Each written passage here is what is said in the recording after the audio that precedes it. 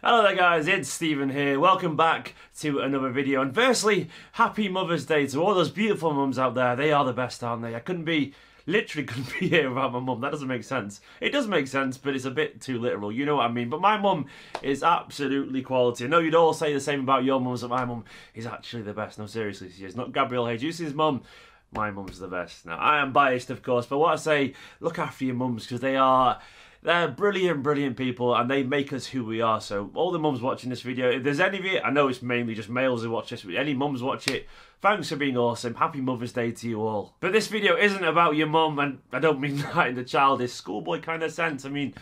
Anyway, this is about Manchester City versus Stoke and the various bits of news that come from the press conference and just kind of leak about. And I'm going to talk about the game today, talk about how we could win the league and a few little bits of information before we dive headfirst into the actual preview. I want to discuss a few bits of news information that have appeared in the press recently. And there was some interesting quotes from Ferran Soriano, our CEO. Is he our CEO? I can't remember his position exactly, but he's pretty important on the board and one of the men absolutely influential in getting Guardiola to the club. I like this quote that I saw in press the other day. He said, you look at the 10 most expensive signings of all time, none of them play for Manchester City. Do we have Pogba, Lukaku, Neymar and Mbappe? Of course, we made an important investment in the transfer market, but we had to change the age of the squad. He also got carried on to say, but all the players we bought now would be worth £100 million. In addition, City now earns a lot of money. In the last 3 years, we've not spent more than we've raised economically, so I see no reason for criticism. And to an extent, he is largely right. Would every player be worth over 100 million? No, but have we spent well, given the amount of money we spent?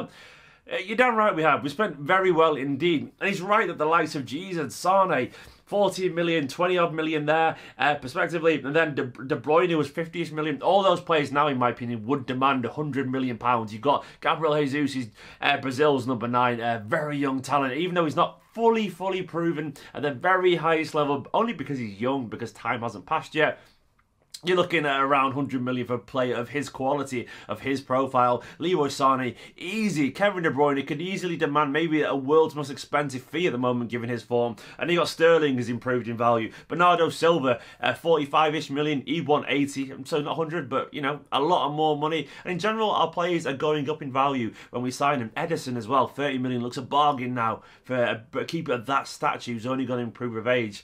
It's great to see that we are getting these players in for what, in hindsight, may look like a bargain, and Soriano is totally right to draw attention to that. We may sign some players for over 100 million soon, but I do like this policy of buying players that would be deemed a relative bargain these days. When you've got Liverpool spending 75 million on Van Dijk and you've got Keita coming in as well, then United spending 90+ million on 2 players as well with Pogba, Lukaku. Our signings look relatively modest by comparison, and I quite enjoy that. And there was also some really nice quotes from Ronnie Lopes, and I miss Ronnie Lopes loads, a player that I wish we hadn't thrown away so easily. He said, sure, I would love to go back to City, but I'm focused on Monaco. I'm fine here. He scored 6 goals in his last 6 appearances, and he's 22 now, and he's starting to show the potential that many of us knew he had. Lopes is a fantastic little player, and I'm still gutted that we gave up on him so easily.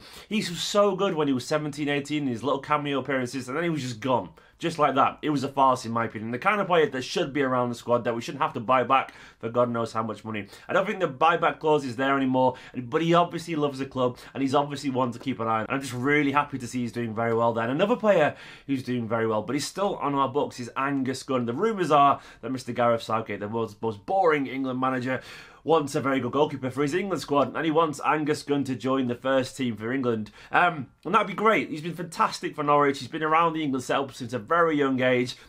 He's obviously been starring for England under 21s, he's played for the 20s and so on. And Angus is a fantastic keeper. And I've been saying for years, you can go back through my tweets if you want to, since like 2015, that Angus will one day be England's number 1, and I still stand by that. Will he have a future at Manchester City? Maybe not, but that's not necessarily a bad thing. It's because Ederson is so fucking good, and excuse my French there, Ederson is absolutely fantastic, and it maybe it's too hard for any keeper to get in ahead of Ederson these days, given his style. But Angus is a fantastic prospect. I'm just happy that he's getting a chance to prove it, and he's going to do himself very, very proud. And it's also the wonderful tagline of this video that Pep Guardiola could see himself staying at Manchester City for 10 years. Oh, please, Pep, do not do this to me. Dude, I can't handle this to not be true. So don't you dare tease us like this if you're not actually going to make good on this promise. Pep wants to build a legacy, it seems. I think Pep is falling in love with Manchester. It's grey skies, it's horrible weather, but it's beautiful Mancunian people. I think Pep likes it here. I think this is where he could call his home for the foreseeable future, and that would be lovely, wouldn't it? The quotes come from Direct TV Sport. He said, "I do not rule out continuing to lead in 10 years. It'll depend how I feel and if they want me." I think we want you, Pep. Anyway, he said, "I've discovered that Manchester City is a much bigger club than people outside think it is," and you're damn right it is, Pep. He said it does not have a history behind it at the level of titles, but it does have the desire to become winners, and we will become winners because of Mr. Guardiola himself. This is obviously huge news, especially for the naysayers who've been saying that he'll only stay here for 3 years and piss off somewhere else to Paris Saint-Germain or whatever. Guardiola is seeing the likes of Phil Foden and all these young players, and this young squad he's building. And I'm thinking, he wants to be around there to see this come good. He doesn't want to be around here in a year and a half and thinking, right, I'm going now. See you later, Leroy. See you later, Gabriel. See you later, Raheem and Phil and whatever. He wants to be here in 5 years' time when they're at their very, very peak. He wants to see this machine that he's creating reach its full optimal performance. And that, to me, and for other teams, is great news for me, and it's terrible news for the rest of the Premier League. I'm very excited by this news, and it shows to me that he's already thinking in the future. And when you've got a manager like Guardiola already planning ahead, well, that's just very good for your club indeed. And that's music to my ears. But let's move on to the Stoke preview. We've got Stoke away at the Britannia.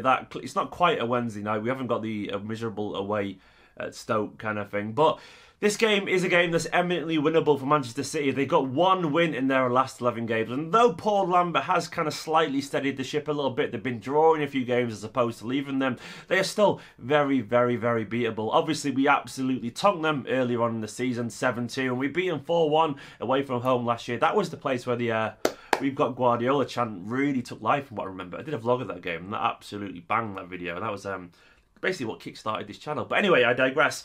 We have got very good form against Stoke recently. I know that we are always susceptible to a Peter Crouch goal. I hate playing him. I still think we should be positive here. We've given so many players a rest midweek. The Basel game was disappointing, but it had to be, really. I think it was one of those where we just kind of threw it away knowing what was going to happen. But you look at the list of players that we've rested: David Silva, Kevin De Bruyne, Fernandinho, Sterling. Those two apparently now fit, according to Guardiola. And then obviously Ederson, Otamendi, Kompany, Walker. There's loads of players there that got much deserved rest. They got to some time just to sit back, put the feet up and chill, and not worry about putting 100% in. They just got to watch the game, get recuperated, and I'm sure they'll be absolutely firing to get out there on the pitch and have a go at Stoke. And given the fact as well, and these rumours are true, I know from a good friend who's told me this, City are heading to Abu Dhabi immediately after the Stoke games, have another 4 or 5 days rest. Well, they're going to give it their all in this game, put it that way, because they know they're going to spend the next 4 or 5 days sunning it on the beach in Abu Dhabi. The most exciting thing about this game for me is that we can name basically a full-strength team, you know, minus maybe Benjamin Mendy and so on, but the squad is looking relatively healthy again. Delph isn't available yet, but Fernandinho, Sterling, they're both back in contention according to Guardiola, and it's looking likely that we're going to name a very strong team. I suspect it'll be something along the lines of Ederson in goal, Walker, Otamendi. I think Kompany will play, given the fact that he's a big physical striker he's up against in Peter Crouch. And then I'd probably suggest it'll be Danilo at left back. I got a feeling he'll play there. And then in midfield, Fernandinho, I'm sure, will start with De Bruyne, Silva, and then I think Bernardo Silva would actually carry on the right with Aguero and Leroy Sané filling the forward quota. It's a very strong team with plenty of options potentially off the bench, given Sterling should be back in that squad, given obviously we've got Gundogan who will drop back to the bench. It just means we've got a very strong team, and it should be enough to win this game. I'm not really worried, and the best thing about it, now it looks likely that if we win all our games now until the derby, we win the league. If we win the derby, we win the league. We are 3 games, 3 victories away from wrapping up the title exceptionally early. On April the 7th, we could win the Premier League. How good does that sound? We've got so many games left of the season, and we could win it at the start of April. This team is fantastic at the moment. I want to know what's your predicted team going to be. Let me know in the comments. If you haven't already as well, feel free to check out my Patreon, patreon.com/Esteemed Company, if you want to help this channel a little bit. I'm in a very good mood today. It's Mother's Day. It's Sunday. I've had a chilled day. I'm off to meet some students as well from Ohio, surely, which is a bit of a weird thing to add. Yeah, some students from Ohio are coming over to Manchester, and one of their teachers, lecturers, is a Man City fan. He said, "Do you want to come talk to me? My students in Manchester." I was like, yeah, all right, why not? It's a bit of a weird day, but I'm in a good mood. I'm feeling very confident. Anyway, guys, let me know what your thoughts are on the game, and I will see you next time. See you later. Hello there guys, it's Stephen here. Thanks for watching another Esteemed Company video. I want to say a big thank you to all the continued support on my Patreon. You're all absolute heroes, you're all lifesavers, and every day continues to amaze me that you all are willing to put something behind this channel. One step closer to it being full time. Anyway guys, enjoy the rest of your Mother's Day, have a great weekend, and I'll see you for match reaction after the Stoke game. See you later guys.